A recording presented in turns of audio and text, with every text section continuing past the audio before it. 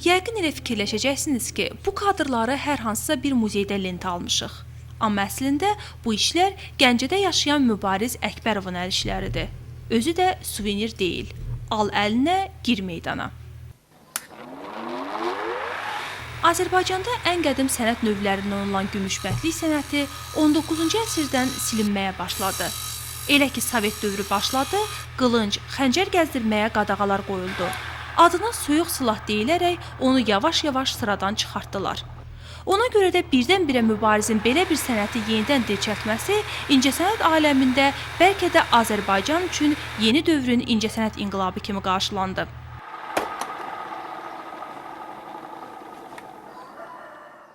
İlk dəfə görsətdim müəllimə Lətif Kərimova ki, bax bu sənətdə məşğul, onun çox xoşuna gəldi. O bir söz işlətdi ki, bala bizim ocağımız elə bir sönübdür, sən bir işartısan ki, qalıbsan. Yəni bu sənəti inkişaf elətdirmək lazımdır.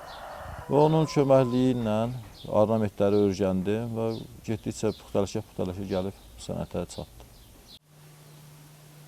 Mübariz Əkbərov sənətin sirlərinə yiyələnmək üçün hər gün yeni nəsə axtarmağa çalışır. Bəzən saatlarla oturub kitablar oxuyur, araşdırma aparır, eskizlər cızır. Özünün dediyinə görə ən çox köməyinə gələnsə ağsaqqallar, dünya görmüş qocalarla söhbətdir. Onlar bəzən Azərbaycanın hər bölgəsinə aid xəncərlər, qılınclar haqqında əvəz edilməz məlumatlar verirlər.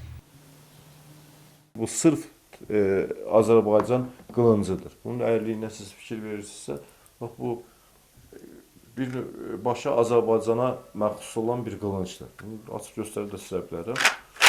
Bununla bütün dünyaya deməli bunu türk xalqları veriblər. Əyri qılıncı türk xalqları veriblər.